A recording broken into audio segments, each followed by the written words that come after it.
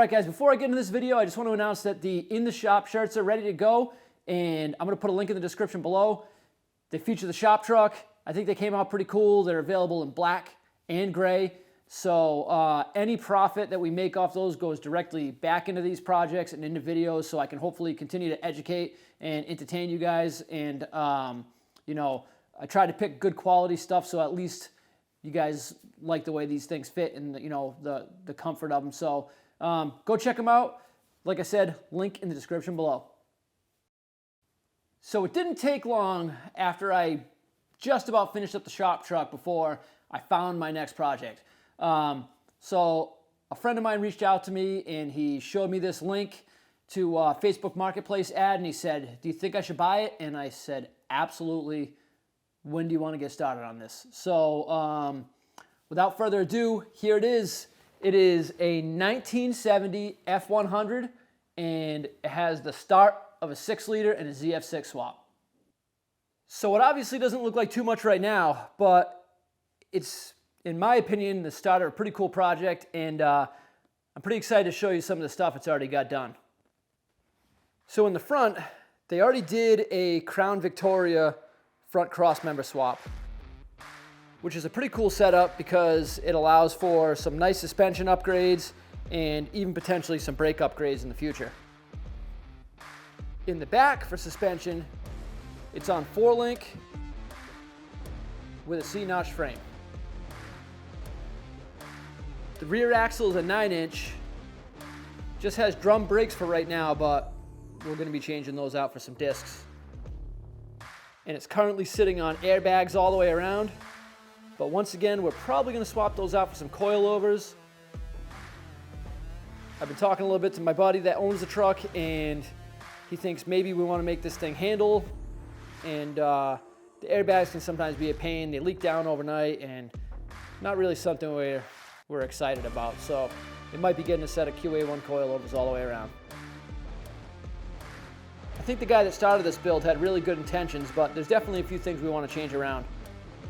For example, he made solid motor mounts, and especially on a manual transmission truck with a diesel, this thing is just going to be terrible with solid mounts. So we're going to cut these out, and we're going to put a set of polyurethane bushings in place and just kind of make the thing so it absorbs some of that vibration you're going to get out of this 6-liter.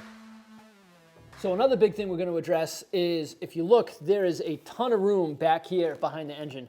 Now, I think the reason why the person that built this did that is because normally you get the up pipes that come up and go to the turbo.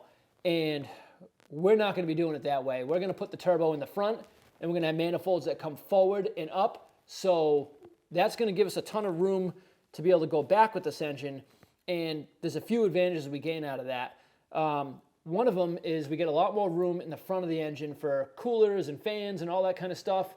It's a little bit tight up there right now, but if we move this engine back, we're going to gain a ton of real estate up there. Another big advantage we're going to have is the farther back you get an engine in any vehicle, the better the weight distribution. So especially, like I said, we're going to try to make this thing handle good, and the more central you get the weight, the better the bias is, and it just helps the vehicle handling overall. So we're going to do that. We're going to move the transmission crossmember back, move this back. We got to modify these motor mounts from where they are already anyway. So it's a good opportunity to get this engine right back almost to the firewall. We want a little bit of clearance so we can work on things, but we're going to get that thing pushed right back. So as far as the top and the front of the engine goes, I have a few ideas, some things we're going to do to clean this thing up a little bit. And it's nothing that's going to be reinventing the wheel, but I think you guys are going to like some of the modifications I do.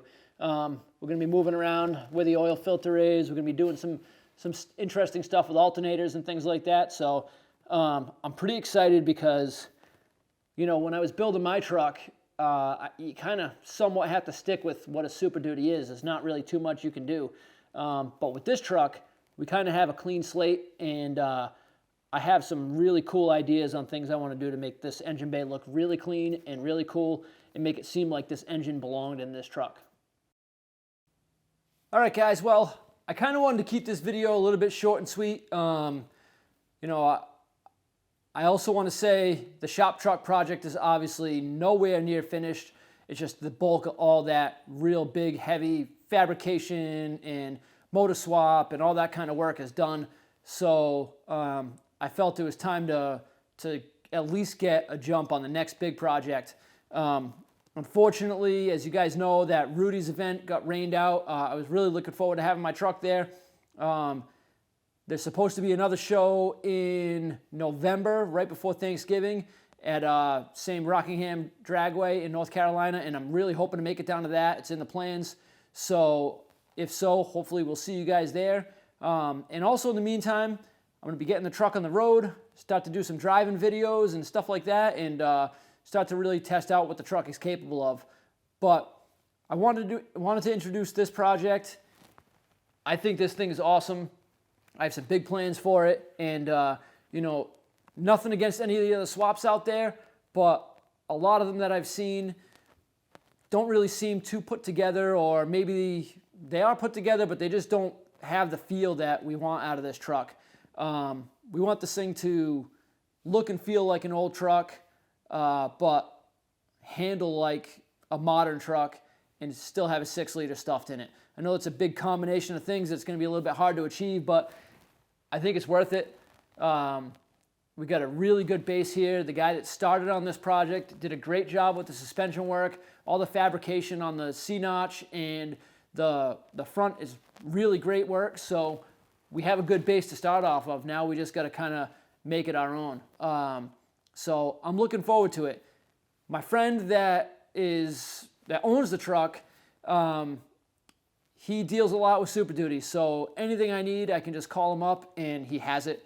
He can bring it by as far as the engine stuff and getting this thing running. So we're going to start off similar to my truck. We're going to get the engine mostly stock, get the thing together, get it running and driving, and then kind of start to modify from there, and we'll see where it goes. If you guys want to give a little input and tell me what you think you want to see, you can leave it in the comments. I think I have a pretty clear direction on where we want to go, but I'd like to, I'm curious to hear what you guys think about this thing. So let me know. Comment section is always open.